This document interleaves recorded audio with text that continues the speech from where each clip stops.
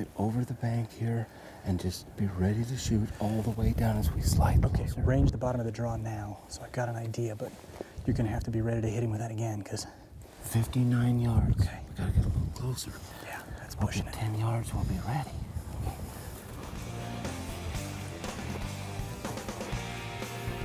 He's moving. He's coming out this side. Coming out this side. 50 yards. 50 yards. Wait, he'll come up. Let him. Give him time. Get ready, get ready. Range him on the side. Here he comes. 39, 40 yards. He's gotta look away. Call him. Range him. Range him. 50 yards. Call it. Go, take him. Perfect shot, Randy. Perfect shot.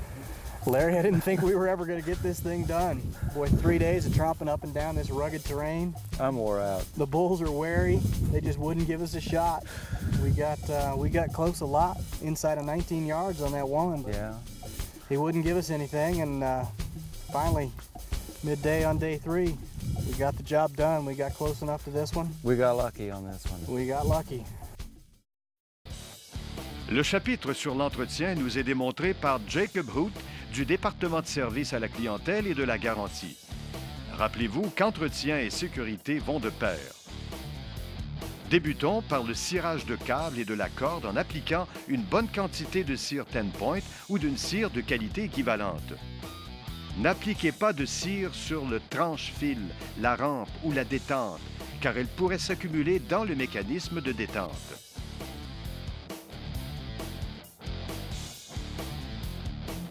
L'application devrait se faire après avoir tiré de 75 à 100 fois ou au début de la saison si vous tirez peu. Faites pénétrer la cire en frottant cordes et câbles entre pouce et index. La prochaine étape, lubrifier les composantes. Nous recommandons l'huile Microlon de 10 point à cause de sa supériorité. Débutez en déposant une goutte de chaque côté de la rampe, puis étendez le lubrifiant uniformément d'une extrémité à l'autre. Répétez de l'autre côté. N'utilisez pas de lubrifiant lourd ou à base de gelée de pétrole, car cela pourrait attirer poussière et sable. Cela serait aussi nuisible au fonctionnement du mécanisme de détente.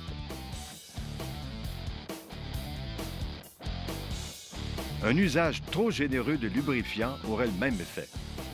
Faites suite en lubrifiant le mécanisme de détente. Une goutte à l'avant et l'arrière du mécanisme est suffisant. Il faut aussi huiler à l'intérieur de la fente du loquet et terminer en faisant travailler le mécanisme, ce qui aide à bien lubrifier le tout.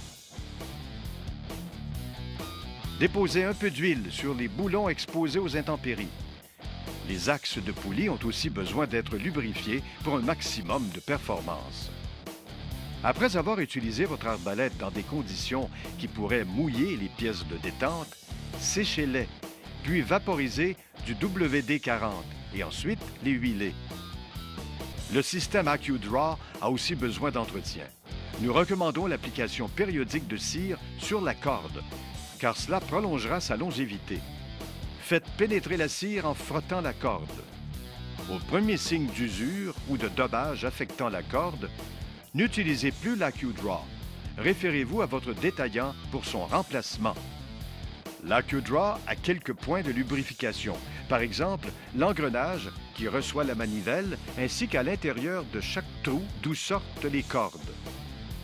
Au cas où le mécanisme de votre AccuDraw devenait mouillé, il est suggéré d'enlever les couverts de chaque côté, sécher l'intérieur, vaporiser du WD-40 et lubrifier avec l'huile Microlon. Prenez la bonne habitude de vérifier votre télescope avant vos sorties de chasse. Pour changer la batterie, retenez le boîtier de contrôle d'intensité lumineuse, puis desserrez le couvercle. Enlevez la batterie sans charge et placez une neuve dans le pôle positif vers le haut. C'est une batterie de montre numéro 2032. Il est très important de changer la corde de votre arbalète à tous les 3 ou 4 ans, ou bien au premier signe d'usure. Il est possible pour les propriétaires des modèles GT Flex ou GT Curve de le faire eux-mêmes. Il faut se procurer un cordeur d'arbalète que l'on insère après les coches secondaires au bout de chaque branche. Une fois bien en place, tirez le cordeur avec vos deux mains jusqu'à ce qu'il s'enclenche dans le mécanisme DFI. Vous ne devez pas tirer le cordeur jusqu'au loquet de retenue. Il est maintenant sécuritaire d'enlever la vieille corde. Pour installer la nouvelle corde, vous devez la passer au travers de la boucle du cordeur. Assurez-vous que la corde est bien assise dans sa coche. Tournez la corde de 18 à 24 fois dans le même sens que le tranche-fil pour éviter que ce dernier ne se dénoue. Passez cette extrémité de la corde au travers de la boucle du cordeur pour l'accrocher dans sa coche. À ce stage, la façon la plus facile d'enlever le cordeur est de tirer sur la corde et d'utiliser le mou pour le décrocher du côté qui fait votre affaire. Il est alors facile d'enlever le cordeur du mécanisme de sécurité DFI. L'étape suivante consiste à vérifier la distance entre la corde et l'arc vis-à-vis l'extérieur de l'arbre. Cette distance devrait être de 4 pouces 3/8 ou de 4 pouces et demi. Si c'est trop court ou trop long, ajoutez ou enlevez des tours à la corde au besoin. Cette précision vous donnera la performance maximale de votre arbalète 10 Point. Hi, I'm Barb Terry with 10 Point Crossbows. I'm on my very first bear hunt ever. It's a fall bear hunt. We're in northern Saskatchewan, and I'm hunting with Flotten Lake Resorts. Here we are at our tree stand. I've got my Phantom CLS. It's all ready to rock and roll. I've got a carbon arrow on here. I've got the Spitfire broadhead, Luminoc. So let's hit that bear, and we'll see that Luminoc light up and really be able to see exactly where I hit.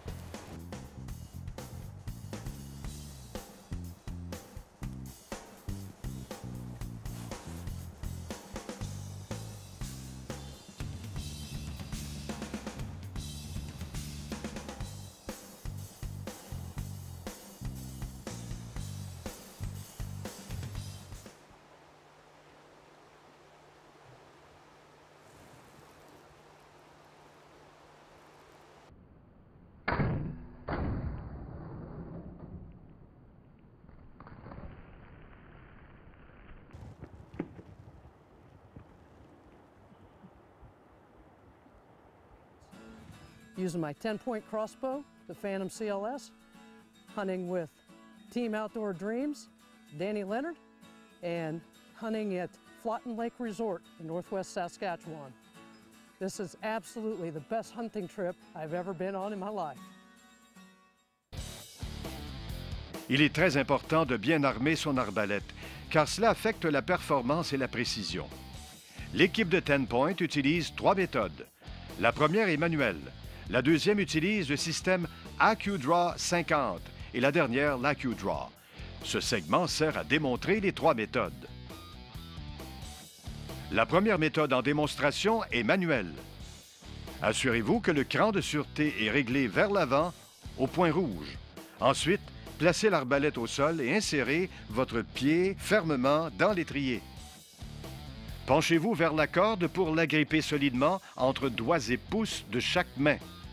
Puis, tirez la corde vers la boîte de détente jusqu'à l'engagement tactile et sonore du cran de sécurité. Cette arbalète est maintenant armée. La deuxième méthode utilise un mécanisme d'armement du nom d'AccuDraw 50. Ce mécanisme est intégré à la crosse et pèse à peu près 500 grammes. De plus, il diminue la tension de moitié. Assurez-vous que le cran de sûreté est réglé vers l'avant, près du point rouge, avant toute tentative d'armer votre arbalète.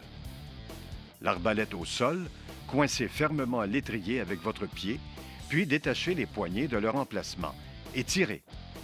Vous verrez 2 crochets que vous devez tirer de façon égale pour les accrocher à la corde avec la partie ouverte vers l'avant et tous 2 bien à côté contre le baril. Relevez-vous en mettant une pression égale sur les poignets jusqu'à ce que l'arbalète soit complètement armée. Vous entendrez d'ailleurs le loquet s'enclencher une fois bien armé. Enlevez les crochets pour ensuite rétracter les 2 côtés en même temps. Tournez les crochets vers l'avant pour qu'ils s'insèrent dans leur compartiment et placez les poignets en position de rangement sur la crosse en contact avec les aimants. Vous êtes maintenant prêt à tirer. La dernière méthode en démonstration utilise le mécanisme d'armement breveté AccuDraw. C'est le système le plus populaire chez 10 Point, en plus d'être de loin le plus estimé des mécanismes d'armement de l'industrie. L'étape initiale est toujours la même. Il faut régler le cran de sûreté vers le point rouge. Placez l'arbalète au sol et retenez-la par l'étrier avec votre pied, puis désengagez le cliquet de sûreté situé à l'arrière du boîtier. Enlevez le chariot d'étirement de sa position de rangement pour la porter vers la corde, tout en passant par-dessus l'équipement de visée. Placez les 2 crochets du chariot sur la corde et abaissez-le pour que le guide prenne place dans la fente du baril. Le guide garantira le centrage de la corde durant toute la manœuvre. Vous pouvez maintenant relever le cliquet de sûreté. Prenez la manivelle que vous insérez dans la prise hexagonale sur le côté du boîtier et commencez à embobiner par une rotation dans le sens des aiguilles d'une montre. Cela prend environ 20 à 23 tours pour armer l'arbalète. Vous saurez que l'arbalète est armée lorsque vous verrez le cran de sûreté se déplacer du point rouge au point blanc. À ce stade, ajoutez un peu de pression sur la manivelle pour désengager le cran de sûreté. Puis, faites les 2 rotations de la manivelle en sens inverse pour libérer le chariot. Après avoir engainé la manivelle, détachez le chariot de la corde et replacez-le dans sa position de rangement. Relevez de nouveau le cliquet de sûreté et tournez un peu la manivelle. Vous entendrez 2 clics, pas un de plus. Cela vous assure que la rampe reste bien en place et silencieuse lors de vos déplacements de chasse. Votre arbalète est maintenant armée et prête à tirer. That bull that we saw last night, Skip, I think he's hanging off over here.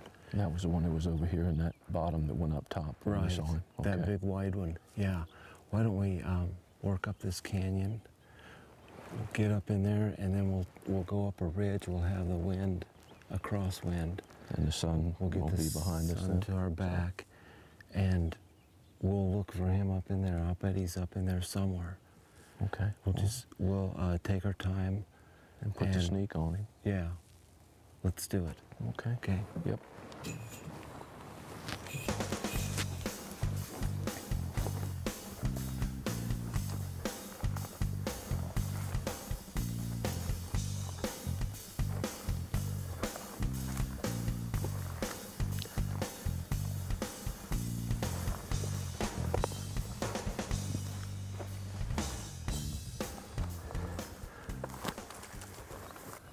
That bull must have went up through that low spot. That bottom one up there is probably the one we've been stalking. The top one's a good bull too. So maybe we've got the wind good. We could go up there and try to get close to them. Okay, see what they are. All right. Okay.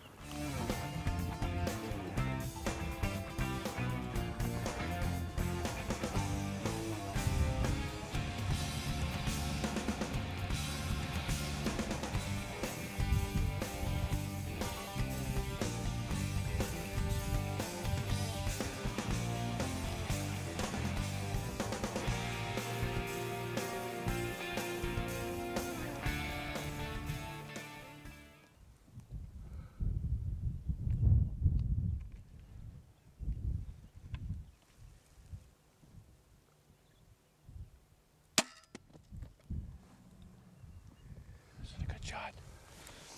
Good job. Good job. Larry, I can't thank you enough. And Bugle Canyon Ranch, your wife Janie and your son Dan have done an incredible job here. I can't thank 10 Point Technologies and Team Outdoor Dreams enough for letting me come out here on this hunt. It's been an incredible hunt. The animal that I've taken here, Ken Taji, Grandmaster taxidermist, will be handling the mounting of the elk for me, and it'll be something that I'll remember for the rest of my life, without a doubt. It's been a lot of fun having you here. Thank you Skip, so very and much. you made a tremendous shot on this animal. Thank you. He It was- didn't go 30 yards after you hit him. Yep. That crossbow put him down. The Blazer HP by 10 Point Technologies and Spitfire Broadhead put the number on him. C'est à Randy Wood, le gérant national des ventes, de nous montrer le maniement d'une arbalète 10 Point. nous pourrons profiter de son expertise pour accélérer notre introduction à l'art de tirer une arbalète. Tous les modèles d'arbalète 10 Point ont un mécanisme de détente breveté Power Touch, reconnu pour une détente courte et légère, ne prenant que 3,4 livres de pression. Le système Power Touch est accompagné d'un cran de sûreté automatique, ambidextre et silencieux. Il est facile et sécuritaire à utiliser, que vous soyez droitier ou gaucher. Le point blanc indique la position de sûreté. En poussant le loquet vers le point rouge, vous êtes en position de tir. Assurez-vous que l'arbalète est toujours en position de sûreté tant que vous n'êtes pas sur le point de tirer. Tous les modèles 10 Point sont équipés du mécanisme anti-tir à sec DFI. Cet important mécanisme a pour but d'éviter tout accident ou bris. Que vous soyez au champ de tir ou en forêt, le DFI bloque le mécanisme de tir si vous oubliez d'installer une flèche, prévenant ainsi les risques de bris d'équipement ou de blessures en tirant à sec. Tous les modèles 10 Point sont livrés avec le DFI. Les modèles haut de gamme ont un deuxième mécanisme de sûreté situé à l'avant du fût. Ce mécanisme novateur s'appelle le Grip Safety. Il oblige le tireur à placer sa main porteuse correctement, évitant ainsi de possibles blessures au pouce et aux doigts. Pour tirer, il faut mettre le cran de sûreté à rouge et enfoncer le bouton du Grip Safety. Cette position de tir obligatoire est la plus performante, en plus de protéger vos mains. Le positionnement du corps est fondamental à la précision et à votre succès de chasse. Créer une posture stable débute par les pieds. Ceux-ci devraient être bien plantés sur une surface stable et placés à largeur d'épaule. Une fois l'arbalète à l'épaule, vérifiez que votre main soit bien placée pour enfoncer le bouton du Safety Grip, puis serrez votre coude contre votre corps pour obtenir une stabilité maximale. Position vous donne aussi la possibilité de tirer avec précision sous tous les angles possibles à partir d'un mirador. L'autre aspect du tir de précision concerne le contrôle de la respiration. Juste avant de tirer, il faut respirer profondément quelques fois. Puis, inspirez une dernière fois et relâchez lentement pendant que vous augmentez la pression sur la détente jusqu'au déclenchement d'un tir très précis. Cet exercice augmentera considérablement la précision de vos tirs. Les arbalètes 10 Point vous donnent le choix de 3 lunettes de visée. Ce télescope est le Pro 40 à pointeaux multiples. En tournant le bouton de réglage supérieur d'un côté ou l'autre, vous obtiendrez des pointeaux rouges ou verts selon vos besoins ou votre préférence. Le ProView 3X est un télescope à 3X de magnification avec 3 réticules. En tournant soit à gauche ou à droite le rhéostat sur le côté, vous pouvez changer la couleur des pointeaux, du rouge au vert, selon la luminosité ambiante. La troisième option offerte par 10 Point est le télescope 3X Multiline, équipé de 3 réticules et pointeaux pour régler le tir sur des distances de 20, 30 et 40 verges. Si vous achetez votre arbalète avec l'option télescope, ce dernier aurait été réglé à l'usine sur une distance de 20 verges. Toutefois, vous aurez à parachever les réglages pour les personnaliser. Commencez par effectuer des tirs sur une distance de 10 verges pour vous assurer que vos flèches atteignent le centre de la cible. Faites suite en vous plaçant à une distance de 20 verges pour vérifier de nouveau la précision des tirs. On peut voir qu'à ce tir, la flèche est quelque peu décentrée vers la gauche. Bien que l'élévation soit tout à fait correcte, on doit corriger le tir latéral. L'élévation est réglée avec le bouton de réglage sur le dessus du télescope. Dans le cas présent, il faut ajuster le tir latéral avec le bouton sur le côté. Après avoir enlevé le couvercle, prenez une pièce de monnaie pour tourner la vis de déviation. 2 clics d'ajustement vers la droite devraient être suffisants. Et voyons le résultat. Un ajustement parfait donne un résultat parfait. Vous êtes prêts pour la chasse.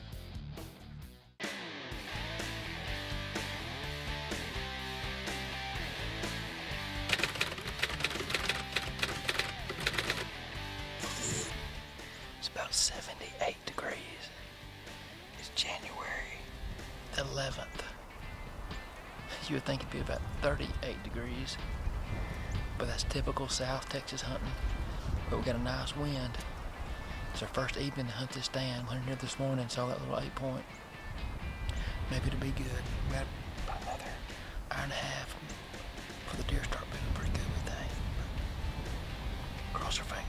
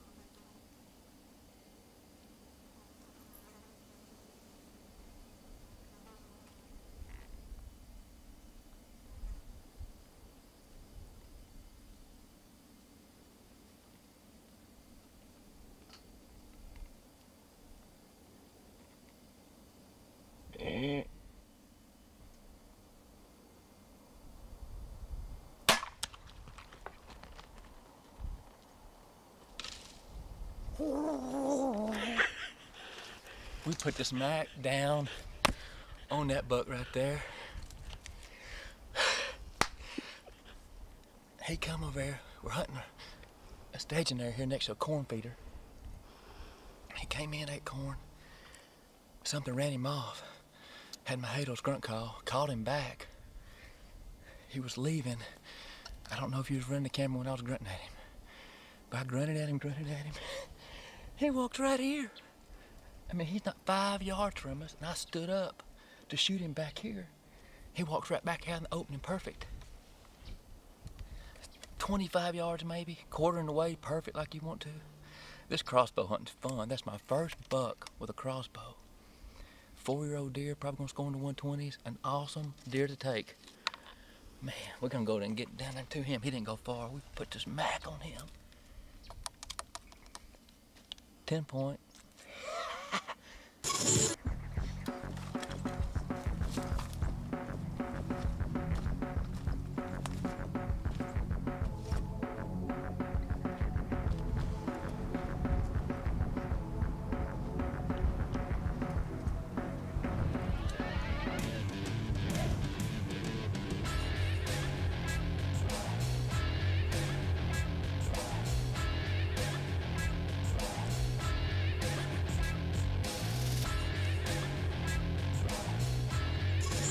folks, here he is.